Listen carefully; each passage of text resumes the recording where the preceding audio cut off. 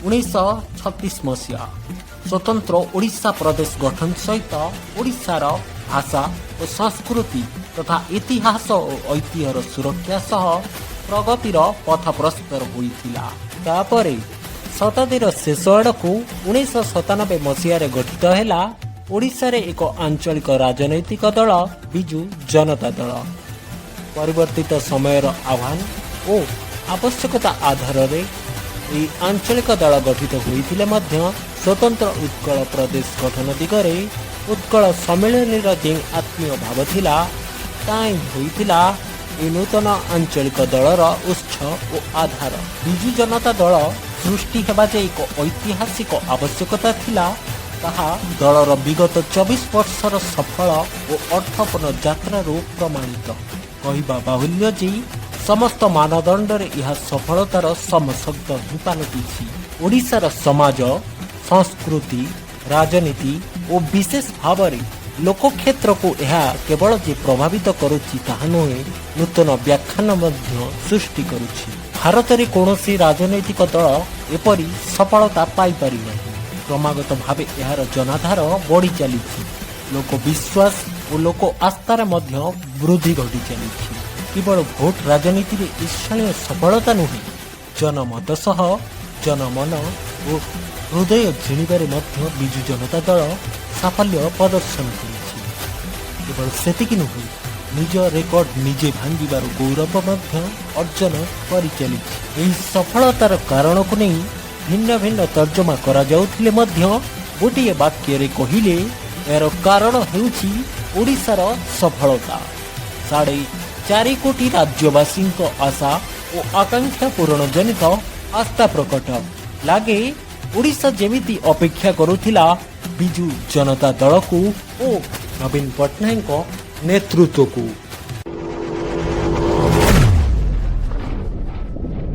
आज जानिबा ओडिशार पूर्वतन मुख्यमंत्री जनप्रिय नेता तथा भारतर नंबर 1 मुख्यमंत्री श्रीयुक्त नवीन पट्टनायक जीवनी और ओडिशा पाई तांको बलिदान। 1946 मसीहा अक्टोबर 16 तारिख रे पिता विजयानंद पट्टनायक और माता ज्ञान पट्टनायक कोल मंडन करी जन्म हुंती पप्पू ओरफ नवीन। पप्पू थांती परिवार रो सान पुओ। ऊपर थांती तांको बड़ भौणी गीता मेहटा और बड़ भाई प्रेम पट्टनायक। ओडिशा पाई इतिहास तैयारी हुए ठीक सेही दिन ठारू। जन्मस्थान थाए कटकर आनंद भवन। से डेराडून वेलहाम स्कूल और डून स्कूल ले शिक्षा लाभ करथिले। एहा परे दिल्ली विश्वविद्यालय अंतर्गत किरोकीमल महाविद्यालय रु कला रे स्नातक डिग्री हासिल करथिले।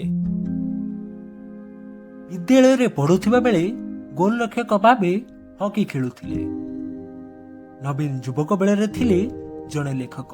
तांको लिखित 3 गोटी पुस्तक हेउची a second paradise, the garden of life, a desert kingdom, the Rajput of Bikaner. एथिसह अभिनय रे रुचि रखुथिबा नवीन 1988 रे रिलीज हेबाकु थिबा हॉलीवुड चलचित्र द डेसी भर्स रे एक छोट भूमिका रे अभिनय करिथिले। युवक अवस्था से ओडिशा और राजनीति ठारू दूर रे जीवन अतिबाहित करुथिले।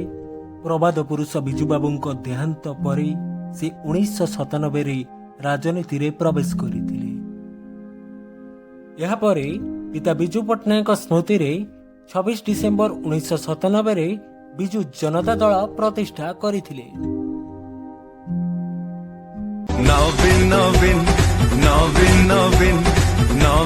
जणे भारतीय राजनेता ओडिशार पूर्वतन मुख्यमंत्री और विजु जनता दलर मुख्य थिले। से क्रमागत भावे 5म थर निर्वाचित होई ओडिशार मुख्यमंत्री भावे 2000 मार्च 5 तारिख रु 2024 जून 5 जाए कार्यभार तुलाउथिले। दीर्घ 24 वर्ष ओडिशार मुख्यमंत्री थिले मध्य ठीक भावरे ओडिया कहि पारु नथिले नवीन। किंतु यह सत्वे देशर सबुठु अधिक समय लगातार मुख्यमंत्री आसन अलंकृत करिथिबा व्यक्तित्व मध्य से थिले प्रथम। ନବୀନଙ୍କ ଦୂରଦୃଷ୍ଟି ସୁଦକ୍ଷ ନେତୃତ୍ୱ ବଳରେ ଓଡ଼ିଶା ରୂପାନ୍ତରଣର ଶିଖର ଛୁଇଁଛି। ତାଙ୍କ ପଦକ୍ଷେପ ଓଡ଼ିଶାକୁ ଆଜି ଦେଶର ସବୁଠୁ କ୍ଷିପ୍ର ବେଗରେ ବିକାଶ ପଥେ ଆଗକୁ ବଢ଼ୁଥିବା ରାଜ୍ୟ ସଜାଇଛି। ମହାବାତ୍ୟା ପରି କଠିନ ସ୍ଥିତିକୁ ସାମ୍ନା କରିଥିବା ଓଡ଼ିଶା ଆଜି ବାତ୍ୟା ତଥା ଅନ୍ୟ ପ୍ରାକୃତିକ ବିପର୍ଯ୍ୟୟର ସଫଳ ମୁକାବିଲା କରି ସାରା ଦେଶ ଓ ବିଶ୍ୱ ଆଗରେ ଉଦାହରଣ ସାଜିଛି। ତାଙ୍କ ନେତୃତ୍ୱରେ ଓଡ଼ିଶାର ଶିଳ୍ପ ଦିଗରେ ବିପ୍ଳବ ଆସିଛି। ଆଜି ଓଡ଼ିଶା ଭାରତର 50% ଷ୍ଟିଲ୍ ଓ ଆଲୁମିନିୟମ ଉତ୍ପାଦନ କରି ସମୃଦ୍ଧି ଆଣୁଛି।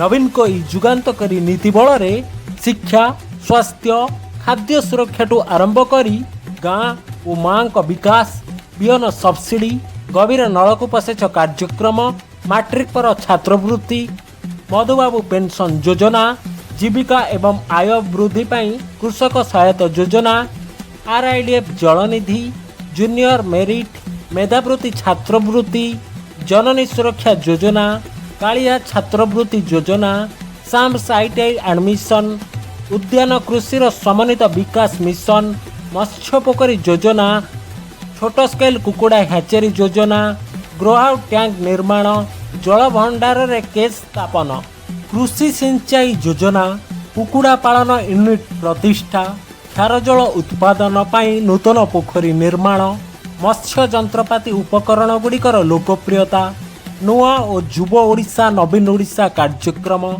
ସ୍ୱର୍ଣ୍ଣ ଆମ କ୍ଲିନିକ୍ ଯୋଜନା, ମୁଖ୍ୟମନ୍ତ୍ରୀ ମହିଳା ସଶକ୍ତିକରଣ ଯୋଜନା, ବିଜୁ କନ୍ୟାରତ୍ନ ଯୋଜନା, ଉତ୍ଥାନ ଯୋଜନା, ବାଣୀଶ୍ରୀ ଯୋଜନା, କଳିଙ୍ଗ ଶିକ୍ଷାସାଥୀ ଯୋଜନା, ଉତ୍କର୍ଷ ଯୋଜନା, ବିଜୁ ଯୁବ ସଶକ୍ତିକରଣ ଯୋଜନା, ବରିଷ୍ଠ ନାଗରିକ ତୀର୍ଥଯାତ୍ରା ଯୋଜନା, ମୋ ଜମି ମୋ ଡିହ, ବିଜୁ ଗ୍ରାମଜ୍ୟୋତି ଯୋଜନା, ମାଛ କିଓସ୍କ ନିର୍ମାଣ, ମୁଖ୍ୟମନ୍ତ୍ରୀ କୃଷି ଉଦ୍ୟୋଗ ଯୋଜନା, ବସୁନ୍ଧରା ଯୋଜନା, ଓଡ଼ିଶା ଖାଦ୍ୟ ସୁରକ୍ଷା ଯୋଜନା, ମଧୁବାବୁ ପେନ୍ସନ୍ ଯୋଜନା, ବିଜୁ ସହରାଞ୍ଚଳ ବିଦ୍ୟୁତୀକରଣ ଯୋଜନା, ବିଜୁ ଗାଁ ଗାଡ଼ି ଯୋଜନା, ମୋ ବସ୍ ଯୋଜନା, ଲକ୍ଷ୍ମୀ ବସ୍ ଯୋଜନା, ଆହାର ଯୋଜନା, ଯାହା 5 ଟଙ୍କିଆ ମିଲ୍ ଭାବରେ ବେଶ୍ ଚର୍ଚ୍ଚିତ ଅଟେ, ମତ୍ସ୍ୟଜୀବୀ ବାସଗୃହ ଯୋଜନା, ନିରାମୟ ଯୋଜନା, ନିର୍ମାଣ ଶ୍ରମିକ ପକ୍କାଘର ଯୋଜନା, କଳିଙ୍ଗ ଶିକ୍ଷାସାଥୀ ଯୋଜନା,